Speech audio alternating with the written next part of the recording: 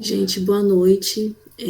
O nosso grupo fez um trabalho sobre cartas chilenas do Tomás Antônio Gonzaga, e o nosso foco são as características literárias, as intenções sócio-históricos literárias e também sobre o autor.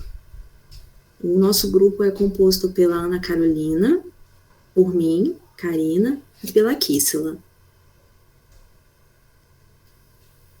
Vamos lá. O Cartas Chilenas, ela é atribuída ao autor Tomás Antônio Gonzaga, e elas foram compostas entre 1787 e 1788, sendo editadas pela primeira vez em 1845. Ele é um poema satírico, né, que denunciava a corrupção e a vaidade na administração pública de Luiz de Cunha de Menezes, que era o governador da capitania de Minas Gerais. Mais precisamente, Vila Rica, né, que atualmente é a cidade de Ouro Preto. E aqui tem uma foto também do autor, que nós falaremos um pouquinho mais à frente. Bom, características literárias. É um poema que pertence ao arcadismo, né?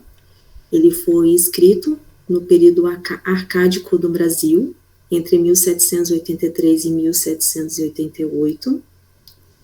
Ele também é um poema bastante satírico e foi escrito em versos decassílabos brancos, ou seja, versos de 10 sílabas e também sem rima. E também é um poema epistolar, que significa o quê? Que ele foi escrito em forma de carta, né? Ao todo foram 13 cartas, e ele é considerado também um poema inacabado, tanto que a última carta foi encontrado apenas assim um pequeno fragmento, porque o Tomás Antônio ele se envolveu com a Inconfidência Mineira, então muito provavelmente ele não conseguiu terminar por esse motivo. E esse recurso dele ter feito em cartas pode ser considerado um recurso retórico também, para tentar se tornar mais íntimo, informal e conseguir que a mensagem que ele queria passar chegasse melhor às pessoas, né, ao seu leitor. Bem, outra característica que há um narrador tradutor. Que aconteceu? O narrador ele fez-se passar por um tradutor dos manuscritos de ordem. No começo do poema, ele usou um artifício narrativo que atribuía ao poeta Critilo o texto das cartas, que teriam sido escritos na língua castelhana e traduzidas em português por um anônimo. Outro recurso foi a alegoria, a aplicação de uma cobertura alegórica sobre a realidade histórica, que é Minas Gerais, deslocando a ação para o Chile. E essa alegoria não foi somente sobre o local, mas também sobre quem foi o autor da carta, o destinatário, a pessoa de quem ele falava. Como ele criticava o atual governador lá de Vila Rica, ele deu outros nomes para poder mascarar os verdadeiros personagens, né? Provavelmente para poder fugir, né, de represálias e da vigilância policial da época. Então, assim, na carta, o emissor é o Critilo, que na verdade era o Tomás Antônio Gonzaga, o destinatário era o Doroteu, que depois, após muitos estudos, descobriu-se que era Cláudio Manuel da Costa, que é um outro autor conhecido. A cidade na carta é Santiago, porém ele estava falando de Vila Rica, que hoje em dia atualmente é Ouro Preto. O país Chile, que na verdade era sobre o Brasil mesmo, e o criticado ele chamava de Fanfarrão Minésio, e na verdade era o governador Luiz da Cunha Menezes. E outra característica interessante é a linguagem, que ele expressava-se de forma elegante e clara, em uma linguagem próxima do cotidiano das pessoas. usando essa linguagem clara, elegante, mas não difícil, não era uma linguagem rebuscada, as pessoas que liam conseguiam entender bem, e ele conseguia uma identidade social muito grande, né? Ele suscitava a reflexão das pessoas, e ele também persuadia, né? Ele queria que as pessoas abrissem os olhos porque o que estava acontecendo, né? O que a administração pública atual estava fazendo no momento. Então, ele usava uma linguagem para poder se aproximar das pessoas e tentar passar a sua mensagem da melhor forma possível. Agora, a Ana Carolina vai falar um pouquinho sobre as intenções sócio-históricas literárias. Boa noite. Pode passar aí. Então, as intenções sócio-histórico-literárias. Cartas chilenas revelam-se por meio de um tom satírico problemas relacionados com o contexto em que foram escritas. Assim, a obra aborda, né? Assim, a obra aponta temas, que estavam evidentes no período da Inconfidência Mineira, que são elas: injustiça, corrupção, tirania, abusos de poder, administração do governo, cobrança de altos impostos, narcisismo dos governantes e casos de nepotismo. Então, a obra em si, né, as cartas que o autor escrevia, eram todas bem centralizadas na situação em que Minas Gerais vivia naquela época. Então, ele estava o tempo inteiro criticando a forma, né, de má governação e de má administração do governador. O foco central da obra é revelar a corrupção de Luiz da Cunha Menezes, governador da capitania de Minas Gerais. Ele governou os estados entre os anos de 1783 e 1788. Nas cartas, ele é referenciado como fanfarrão Minésio. Então, ele não usa nas cartas, né, o nome do governador, óbvio, porque ele não podia, né, mostrar explicitamente que o que ele estava falando era do governo de Minas Gerais. Então, ele camufla isso falando que ele estava falando lá da cidade de Santiago, no Chile, e que o fanfarrão Minésio seria esse governador que ele estava criticando. Então, ele faz tudo isso para não ficar, né, à mostra do que ele estava falando. E também as obras dele têm uma grande influência dos iluministas franceses, porque ele teria se inspirado numa obra chamada Cartas Persas, que fala lá da França, do governo da França. Então, e foi publicada essa obra em 1721. Então, bem antes, né, dele escrever as cartas dele, né? Então, ele se inspira lá para poder escrever a carta. E também, um outro apontamento que eu vou fazer é que em nenhum momento das cartas ele não é notável assim, nenhuma rebeldia contra os alicerces do sistema colonial, e nem mesmo uma revolta contra o colonizador. Então, a obra está sempre muito bem centralizada ali em Minas Gerais. Então, em nenhum momento ele critica a situação dos escravos que estavam vivendo ali, né, naquele momento. Ele é bem mesmo centralizada ao governo, ao governador e toda a situação ali daquele povo de Vila Rica. Eu termino aqui e agora é a Kissila. Bom, vou falar um pouco sobre o autor de Cartas Chilenas. O Tomás Antônio Gonzaga nasceu em 11 de agosto de 1744, em Portugal, na cidade do Porto. Ele cursou leis na Universidade de Coimbra, trabalhou como juiz de fora em Portugal e ouvidor-geral no Brasil.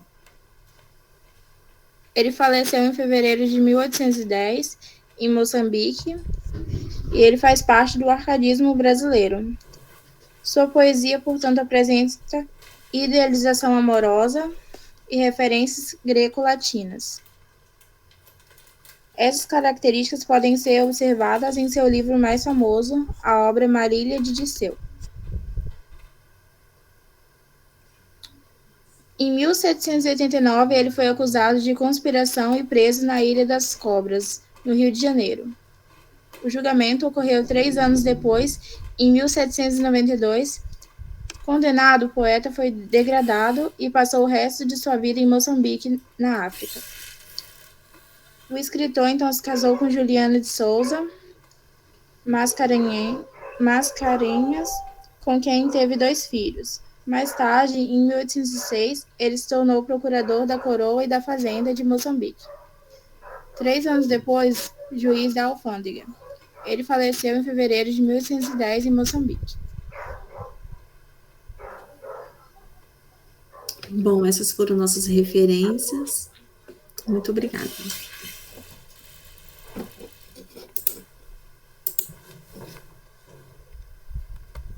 Muito bom. Valeu. Isso aí. Show de bola. Parabéns. Mais alguém? Muito legal.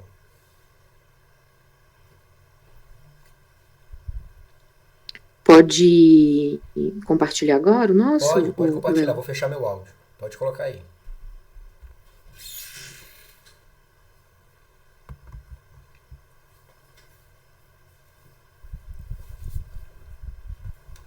Deixa eu só conferir se está gravando aqui, mas eu acho que não parei de gravar, não. Deixa eu ver.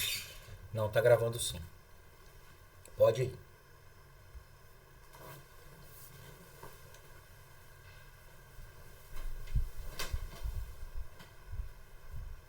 Dá para ver certinho, né? Bom, vamos lá. O trabalho, como aconteceu com as colegas, né? Alguns companheiros de trabalho não se posicionaram, então a gente vai falar aí do Caramuru, né? A nossa temática dentro do livro aborda, né, a visão, então, que se construiu no poema sobre o nativo, a nação e a natureza. Então somos eu e Natan, ok? Ana Carla e Natan. Passo a palavra aí para o Natan. Boa noite, gente. Vocês estão me escutando bem? Estamos sim, Natan. Sim. Tá ótimo, porque eu tô com alguns problemas técnicos com o fone. Eu vou ter que falar sem nenhum, assim, aparelho, né? Sem nenhum auxílio. Vou falar somente com a voz. O nosso trabalho, a princípio, é sobre a obra Caramuru, do Frei José de Santa Rita Durão, que foi um autor muito importante no período do arcadismo no Brasil, e que também nasceu em Minas Gerais, assim como foi retratado na obra anterior das meninas. E esse período também foi muito conhecido pela as questões da Inconfidência Mineira e da independência do Brasil. E, a princípio, o autor ele nasceu em Cata Preta, em Minas Gerais, em 1722, morrendo em 1784, em Lisboa, Portugal. Ele foi um dos principais autores do arcadismo brasileiro que se aventurou numa tentativa de escrever uma literatura arcade, mas, de certa forma, com algumas influências mais antigas da literatura épica. A destacar, né, as obras de Camões e dos Lusíadas, né, a princípio. Ele foi um religioso muito importante, fez um doutorado em filosofia e teologia em Portugal, sendo um poeta e um orador muito hábil, né, nas suas apresentações, nas suas composições, e foi um percussor muito forte da corrente indianista nacional. E vale lembrar, né, que o arcadismo no Brasil ele sofreu diversas influências, né, exteriores, do iluminismo, do absolutismo, do liberalismo, mas, sobretudo, dos valores culturais da Grécia Antiga e das composições da época, né, dos estilos, das estéticas. Pode passar, mano.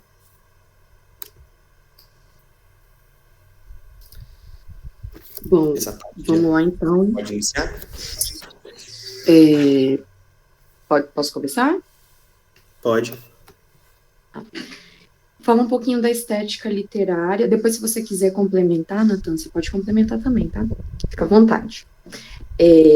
Então, gente, primeiro, né, falar um pouco, né, sobre, digamos assim, a visão que o poema teve por muito tempo, né, no Brasil, porque essa obra, ela foi lida, né, ela foi até então lida como uma composição de qualidade inferior, porque o interesse na obra, na verdade, era mais histórico do que poético. Então, o valor do Caramuru era mais documental do que propriamente artístico. Só aí nos meados do século XX, né, que essa visão passa a mudar, né, então começa-se a olhar a obra com valor artístico, né, importante, e a década de 2000, então, representa um ganho em qualidade e rigor nos estudos dessa epopeia.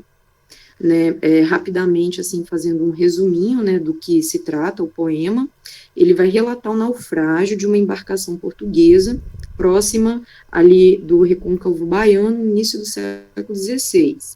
7 sobreviventes, então, chegam à terra e são cuidados pelos nativos, que depois, né, vão se alimentar da sua carne, né, antropofagismo, se eu não me engano, o termo que é usado, né. O Diogo, que é o Caramuru, ele consegue escapar desse ritual antropofágico, porque ele faz ali toda uma encenação e tal, né, e os indígenas, então, passam a olhar ele de uma outra forma, assim, né, então livram ele ali de ser comido, né, ele é percebido, então, como um mágico, né, e tal, e aí os indígenas chamam ele de Caramuru, que é um termo que significa peixe, né, no poema, né, ele é tratado como filho do trovão, então tem alguma coisa a ver aí com eletricidade, né, com mágica e etc, né.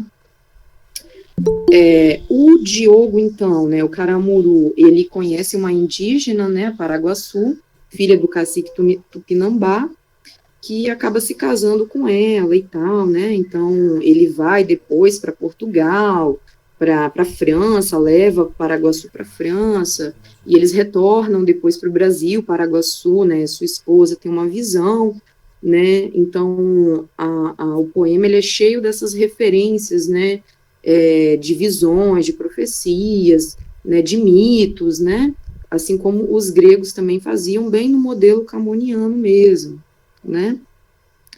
Então, esse poema, fazendo esse breve resumo da história, esse poema é datado, então, de 1781, foi publicado em Lisboa, né, os jornais na época, né, revista, anunciaram, né, a publicação, etc. Ele é organizado em 10 cantos e estrofes de 8 versos, né, exatamente como é dividido os Lusíadas. Ele tem, então, também 5 partes, uma proposição, a invocação, dedicação, narração e epílogo, e ele relata, então, essa colonização da Bahia, né, e tem como personagem principal o Diogo, que é o Caramuru, né, e o poema, ele é assim, né, ele tem esses aspectos realistas, mas também os aspectos mais, que fogem um pouco ali, talvez, do que realmente tenha acontecido na história, né. A gente vê a presença, então, da valorização da natureza brasileira, porque no poema, né, o Frei, ele descreve a nossa fauna, a flora, também descreve os costumes dos indígenas. Caramuru é um poema, muito importante porque ele é considerado o primeiro livro a apresentar a temática indígena, né, apresenta ali o indígena brasileiro, e o foco dele, então, é o triunfo dessa figura mítica do passado colonial do Brasil, significando também, simbolizando também o êxito de um país, né. O nativo, a visão do nativo na obra, há termos, por exemplo, como escuros, pecadores, rudes, não civilizado, violento, só que Paraguaçu, ela é descrita, né, a esposa de Diogo, do Caramuru, é descrita com os aspectos mais europeus, então, ela é descrita como uma mulher branca, virginal, elegante, totalmente oposta, né, fazendo essa distinção aí dos nativos brasileiros, apesar de ser também uma indígena, né, filha de Tupinambá. há essa ideia, né, de conversão ao cristianismo, então o Diogo como aquele que veio, que vai salvar esses povos, né, convertendo eles ao cristianismo. Então a catequese aí é um instrumento de poder. Então existe, né, na obra essa ideia natural de uma superioridade moral, intelectual dos brancos em relação aos indígenas, né? Aí a gente pegou aqui uma estrofe, né? Paraguaçu gentil, tal nome teve, bem diversa da gente tão nojosa, de cor tão alva como a branca neve, e donde não é neve, era de rosa, o nariz natural, boca muito breve, olhos de bela luz, testa espaçosa, de algodão tudo mais, com manto espesso, ponto honesta encobriu, fez ver-lhe o preço. Então, assim, traz essa ideia de que ela, né, tinha essas características para diferenciar ela aí dos indígenas. Só para ilustrar aí, para vocês terem uma ideia. Né? A nação, né, a visão da nação na obra, é isso, né, a gente está falando de colonização, né, então é mais ou menos isso, é a continuação do reino de Portugal, uma extensão do poder de Portugal, né, então tinha essa relação de poder, um prolongamento da metrópole aqui na América Portuguesa. A catequese como forma, né, de dominação dos povos indígenas, né, e para poder também fazer essa expansão territorial, ter êxito nessa expansão territorial, né, porque os objetivos era esse equilíbrio, né, entre o dogma da igreja e as ordenações do reino. Então o poema expressa muito isso, né, esse caráter político e religioso, né. O poema ele é considerado também, né, uma espécie de lealdade ao rei, que o Frei está fazendo, né, ao reino de Portugal, né. Então aí essa ideia da catequese, né, presente no poema, nem mais a espada e bomba pavorosa se ouvirá na marinha e sertão vasto, a voz só do evangelho poderosa, simples, sem artifício, indústria ou fasto.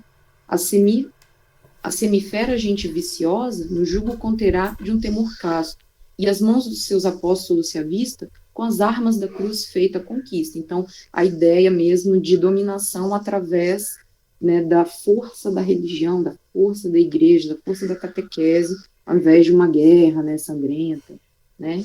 A natureza também é descrita na perspectiva dessa paisagem exótica, né, abordada, assim, a fertilidade da terra brasileira. Então, o Frei José, ele fala, assim, ele fala mesmo, assim, muitas frutas, muitas verduras mesmo, ele cita o nome ananás, né, que é o abacaxi. Então, ele faz, assim, uma extensa descrição de tudo que tem, tudo que brota no Brasil. Ele fala também dessas ervas medicinais, né, do tabaco, ele chama de erva santa, né, era chamada de erva santa. Então, ele fala do tabaco, ele descreve também a fauna, né, então ele vai falar dos animais que tem aqui.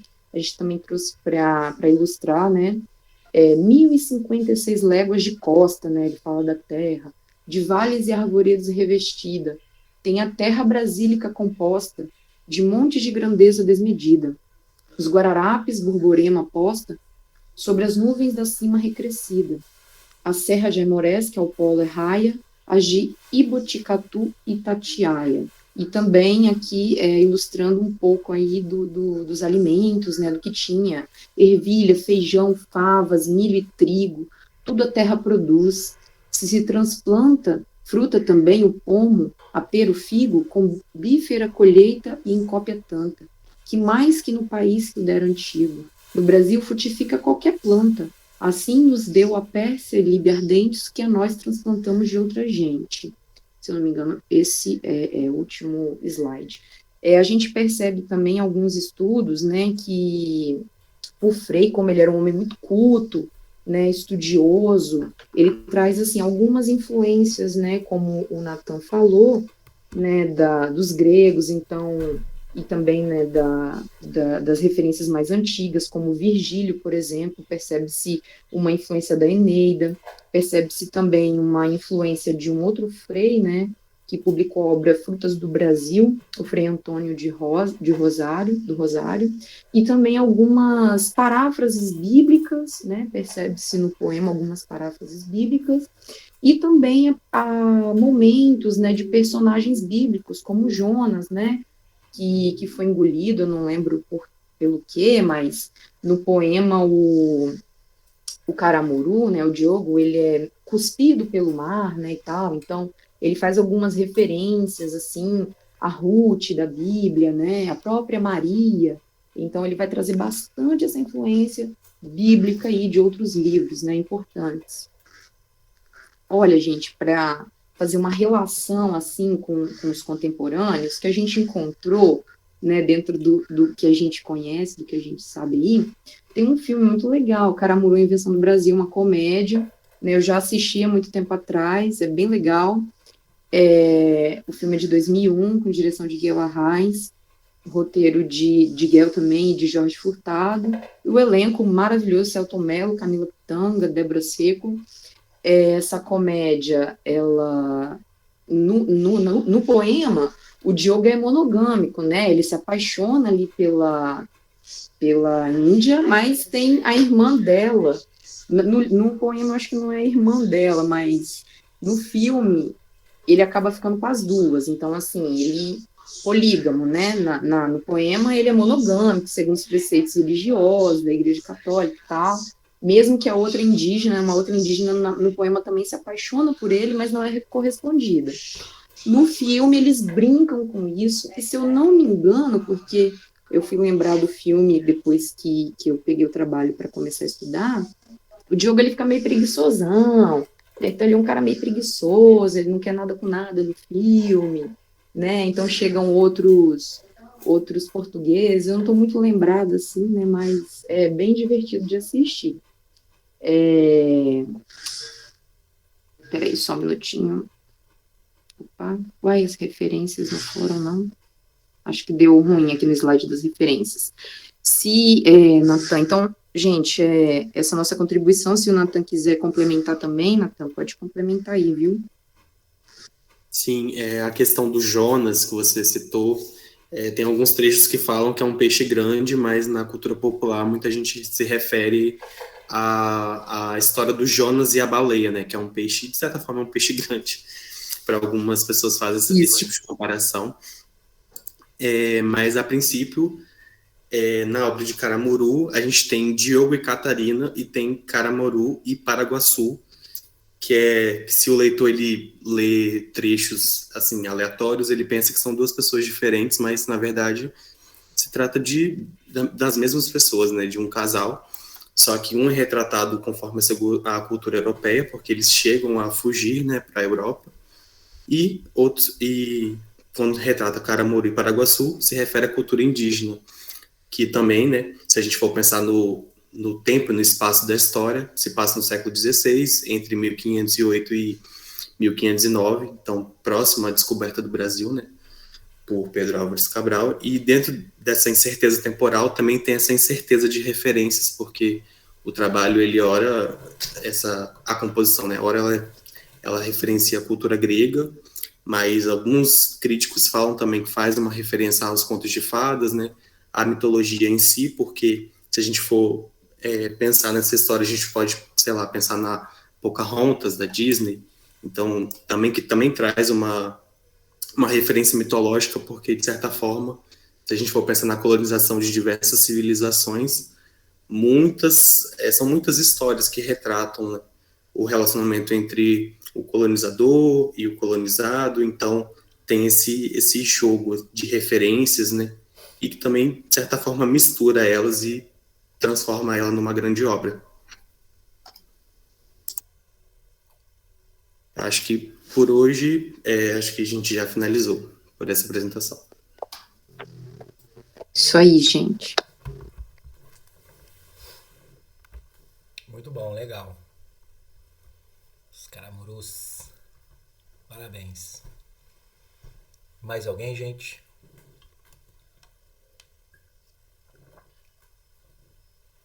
Teve gente que chegou depois, a Patrícia chegou aí. Olha também. Muito legal. Caramuru, na verdade, na história da construção do Brasil, nós tiveram várias referências, né? Hoje é mais uma questão de um peixe, tipo moreia, né? Mas já foram referidos a soldados, né? Tipo de peixe mesmo, até o próprio, até lugarejos mesmo, no Rio de Janeiro, né? O próprio Brasil, alguns chamavam, né, os caramuru, né? Mas bem, bem legal. Hoje, caramuru, né? Moleque, eu já peguei muito na praia. É tipo uma serpente marinha, né? Mas não é serpente, né? É um peixe, na verdade. Mas o bicho é brabo. Eu acho que por essa referência, né? Ele é bem... Tem vários dentes, né? Inclusive no céu da boca, assim, é bem perigoso. Isso aí, muito legal. Ah, não. Feio... Feio depende do ponto de vista, que pra mim ele é bonito. Tem ele marronzinho, tem ele verdinho. É isso aí. Beleza, gente? Então, muito bom. Nada mais havendo, encerraremos a ata. Brincadeira. E assim, aí eu vou deixar aberto também. Teve gente que jogou para segunda-feira, essa mesma apresentação. Aí tivemos pessoas que foram hoje no Polo fazer a prova, né, de Libras. E assim, infelizmente, quando tiver uma prova presencial e um seminário online, a gente vai ter que fazer esses horários alternados. Né? Já na outra semana, né, após o feriado, aí nós teremos os 2 seminários serão online. Aí beleza, aí é tranquilo. Mas por enquanto ficaremos assim, pelo menos dá oportunidade para todos, né, conseguirem apresentar. E aí segunda-feira voltaremos, né, com essa da Literatura e Língua Portuguesa 2. Beleza? Alguém comentar alguma coisa? Daqui a pouco eu coloco a apresentação lá, o link da apresentação lá para vocês no grupo. Então, tchau para vocês. Valeu. Valeu, gente. Boa noite. Bom fim de semana aí. Boa noite. Noite.